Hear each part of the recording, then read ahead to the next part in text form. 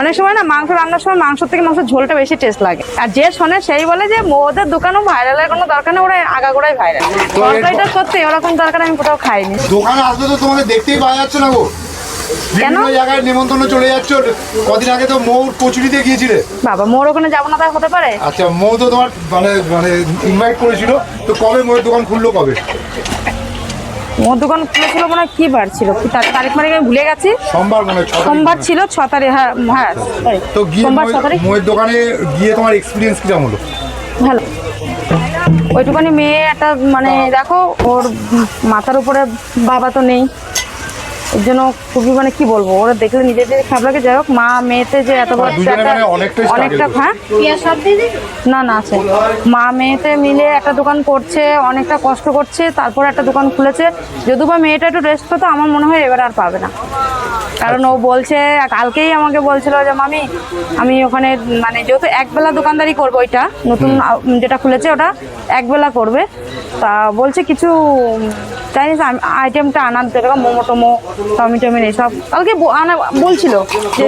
মৌয়ের দোকানে কচুরি তো তুমি খেয়েছো? হ্যাঁ। তো কিরকম লেগেছে তোমার? খুব ভালো। ও বাবা, মানে কচুরিটা বেশি ভালো লেগেছে না তরকারিটা বেশি ভালো লাগে? তরকারিটা, তাই তো? আলু খোলা দিয়ে তরকারি খুব সুন্দর বানায়। তরকারিটা সত্যি ওরকম তরকারি আমি কোথাও খাইনি। না, হাবড়ার বিখ্যাত কচুরি না। আর যে শোনে সেই বলে যে ওদের দোকানও ভাইরালের কোনো দরকার নেই, ওরা আগাগোড়াই ভাইরাল। ওদের এই তরকারিটার জন্যই বেশি। কচুরিটা যেমন তেমন যে যেমন দেখো, মেন ব্যাপার হলো তরকারিটা। কচুরিটা শুধু খাওয়া যায় না, কিন্তু মেন হলো ব্যাপার হলো তরকারিটা। অনেক সময় না মাংস রান্নার সময় মাংস থেকে মাংসের ঝোলটা বেশি টেস্ট লাগে। একদম। তো একটু মোর জন্য শুভকামনা দিয়ে দাও। অবশ্যই ওর কাছে শুভকামনা আমার সবসময় আছে, কারণ ও যেভাবে কষ্ট করে করছে, ওর দেখা দেখি আরো 5টা মানুষ, হ্যাঁ ও দেখেছো কারোর কম বিষয়ে কোনো সময় মাথা ঘামায় না। কিন্তু আমি চাই এরকম ওর মতন হয়ে মানুষে উঠুক, আলতো ফালতো ভাবে না উঠে, এ ওর পরে না করে। অনেকেই শুনি সোশ্যাল মিডিয়ায় এ ওর দোষ দেয়, ও ওর দোষ দেয়।